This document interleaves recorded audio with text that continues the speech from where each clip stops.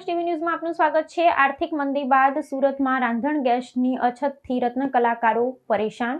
રાંધણ ગેસ પૂરો પાડવા અને વિતરણ વ્યવસ્થા સુધારવા કરાઈ માંગ। સુરત શહેરમાં ઈરાન ઇઝરાયલ યુદ્ધના પરિણામે વ્યાપેલી આર્થિક મંદીનો સામનો કરી રહેલા હીરા ઉદ્યોગના રત્ન કલાકારો હવે રાંધણ ગેસના બાટલાની તીવ્ર અછતના કારણે નવી મુશ્કેલીમાં મુકાયા છે। કાપડ ઉદ્યોગના શ્રમિકોની જેમ હવે હીરા ઉદ્યોગ સાથે સંકળાયેલા કારીગરો પણ રોજિંદા જીવન જરૂરી સુવિધાઓના અભાવે સુરત છોડી પોતાના વતન તરફ પલાયન કરે તેવી ગંભીર અને ચિંતાજનક સ્થિતિ નિર્માણ પામી છે। આ વિકટ સમસ્યાના નિવારણ અર્થે હીરા કારીગર સંઘ દ્વારા સુરત જિલ્લાના કલેક્ટરને એક આવેદનપત્ર પાઠવી સત્વરે ઉકેલ લાવવાની માંગ કરવામાં આવી છે। રજૂઆતમાં સ્પષ્ટપણે જણાવાયું છે કે સૌરાષ્ટ્ર તેમજ અન્ય રાજ્યોમાંથી આજીવિકા મેળવવા આવેલા પરપ્રાંતીય રત્ન કલાકારો પાસે સ્થાનિક રહેઠાણના નક્કર પુરાવા ન હોવાથી તેમને રાંધણ ગેસ મેળવવામાં ભારે હાલાકી ભોગવવી પડે છે। આથી પ્રશાસન દ્વારા અન્ય વૈકલ્પિક દસ્તાવેજોને માન્ય રાખીને તેમને આ આવશ્યક સુવિધા પૂરી પાડવામાં આવે તેવી અપીલ કરાઈ છે।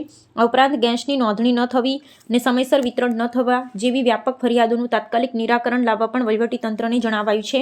હીરા ઉદ્યોગના આગેવાનો અને શ્રમિકોમાં એવી ભીતિ સેવાઈ રહી છે કે જો આગામી દિવસોમાં પરિસ્થિતિમાં કોઈ સકારાત્મક સુધારો નહીં આવે તો મોટી સંખ્યામાં રત્ન કલાકારો સુરતમાંથી સામૂહિક હિજરત કરવા મજબૂર બનશે। અગાઉથી જ આંતરરાષ્ટ્રીય સ્તરની અસ્થિરતાને કારણે આર્થિક ભીસ અનુભવી રહેલા શ્રમિકો માટે આ સ્થાનિક વહીવટી સમસ્યા પડ્યા પર પાટું સમાન સાબિત થઈ રહી છે। તંત્ર દ્વારા સત્વરે યોગ્ય પગલાં લેવામાં નહીં આવે તો હીરા ઉદ્યોગને કારીગરોની મોટી અછતનો સામનો કરવો પડશે। હીરા ઉદ્યોગમાં છેલ્લા 3 વર્ષથી મંદીના માહોલના કારણે જે લોકો પોતાનું ઘર ગુજરાન ચલાવવા માટે હીરા ઉદ્યોગમાંથી પોતાનો ફૂડનો બિઝનેસ ચાલુ કર્યો હતો, ત્યારે ઇઝરાયલ અને ઈરાનના યુદ્ધના કારણે જે ગેસનો પુરવઠો ખોરવાનો છે, કોમર્શિયલ બાટલા અને ઘર વપરાશના બાટલા પણ મળવા બહુ મુશ્કેલ થઈ ગયા છે। ત્યારે સરકારે એના જે નિયમોની અંદર ફેરફારો કરી અને ગેસનો પુરવઠોની અછત પડી રહી છે। ત્યારે હીરા ઉદ્યોગની અંદર અને ટેક્સટાઇલ માર્કેટમાં અસંખ્ય કામદારો અહીંયા કામ કરે છે।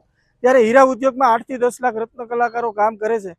જેવી રીતે ટેક્સટાઇલની અંદર હિજરત થઈ એવી રીતે હીરા ઉદ્યોગમાં ન થાય એના માટે આજે કલેક્ટર સાહેબને અમે આવેદનપત્ર આપ્યું છે કે બુકિંગ સરળતા રીતે થઈ જાય અને બુકિંગ થયા પછી એને બાટલો વિધિન 8 દિવસની અંદર મળી જાય એ બાબતે અમે રજૂઆત કરી છે। અને હીરા ઉદ્યોગમાં ગેસની અછત ન થાય અને ટેક્સટાઇલની જેમ હીરા ઉદ્યોગમાં પણ પલાયન ન થાય એ બાબતે ધ્યાન રાખવું છે અને ગેસનો પુરવઠો રત્ન કલાકારોને સમયસર મળે આ બાબતે અમે આજે કલેક્ટરને રજૂઆત કરી છે।